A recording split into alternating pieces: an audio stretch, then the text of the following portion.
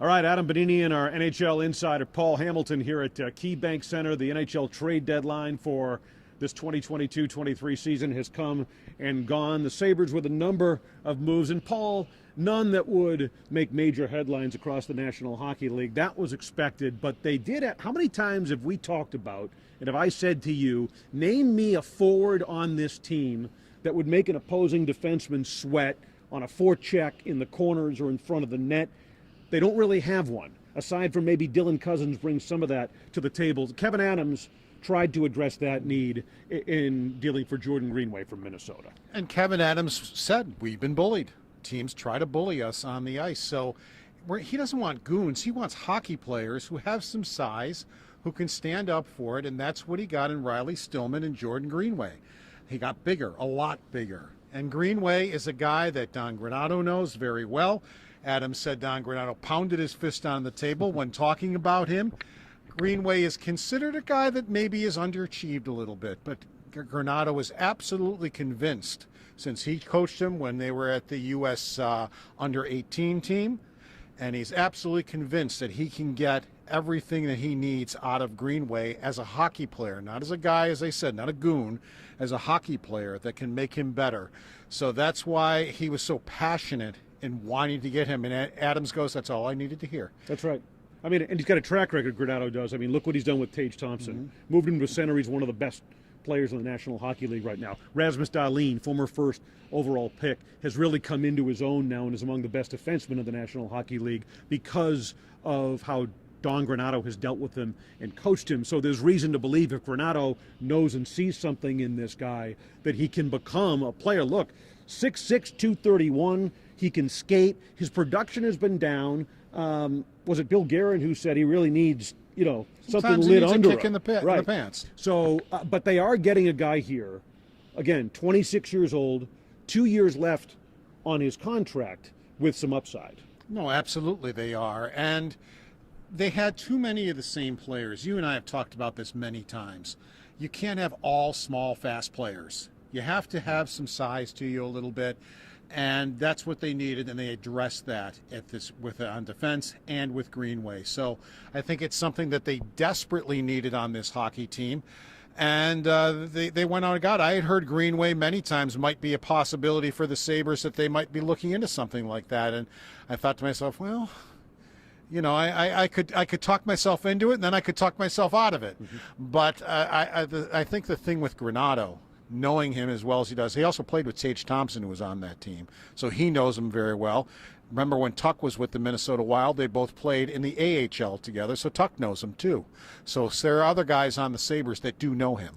Tuck out of the lineup, again, week to week. That's a significant loss. Dahlin, maybe he plays against Tampa Bay on Saturday. He joined the team for practice on Friday, back undisclosed injury. Still uncertain as to when he'll be back, but considered day-to-day. But Tuck out up front. Let's talk about Greenway and what impact you see him making on the ice potentially in a short term, as the Sabres push down the stretch here for the playoffs. Obviously, I wouldn't see him up with Thompson on that line. I think that's Jack Quinn's position right now. And I think Jack Quinn's handled it pretty well, to be quite honest with you. There have been a couple of games I've left with Jack Quinn on that line saying, boy, I thought Jack Quinn was one of their best players tonight. And Granato said he thought in Boston Jack Quinn was one of their better players. So I don't see him there. But I see him maybe they got to form a line in addition to the Gergensons, Oposo, Jost line to get a little bit of size on another line. Maybe he winds up with Cousins. Maybe he winds up with Krebs. I mean, you look at it, if you want to number lines, it's almost impossible. Is Cousins the second line? Is Krebs the second line? Is Olofsson the second line? Who knows? Mm-hmm. They have four lines. You know that Thompson is the top line. So I could see him fitting in on one of those lines, bringing some size to one of those lines and helping that out.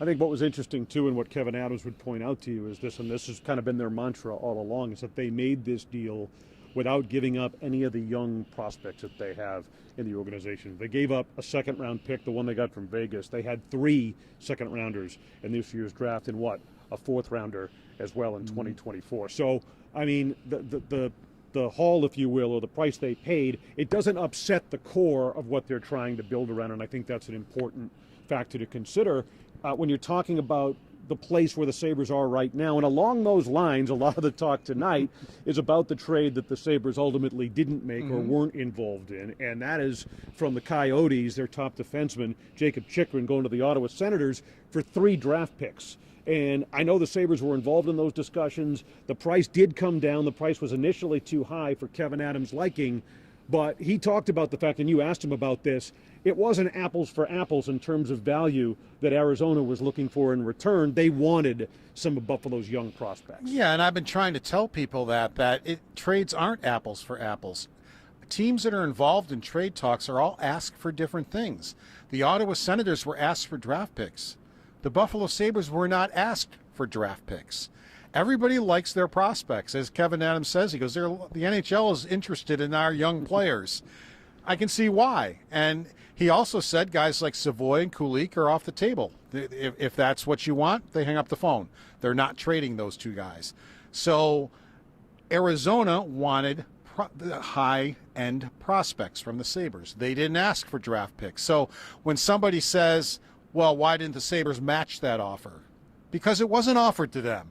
They don't want the Sabres draft picks. They want some of the good young talent that they already have, and some of which that Arizona wanted, they aren't willing to part with. All right, so I guess in the final analysis, as you look at this trade, they made a couple of more moves. One of them a minor league swap, a defenseman. The other, Rasmus Asplund to Nashville for a 7th-round pick. It was just time for them to move him out of the organization. But I suppose in the final analysis, they stick to their philosophy of building around this young core. They don't break it up in any way, and they ultimately add a player that they think has some upside, brings some physical elements that they don't have on the roster right now as they push for the playoffs. Is that a fair way to sum it up? Absolutely. They added 2 players. The types of players they added are the types of players they need.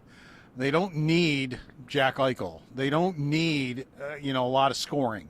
They don't need Erik Karlsson. They score enough. I mean, they're 3rd in the league in scoring right now. They've been in the top 3 all year long.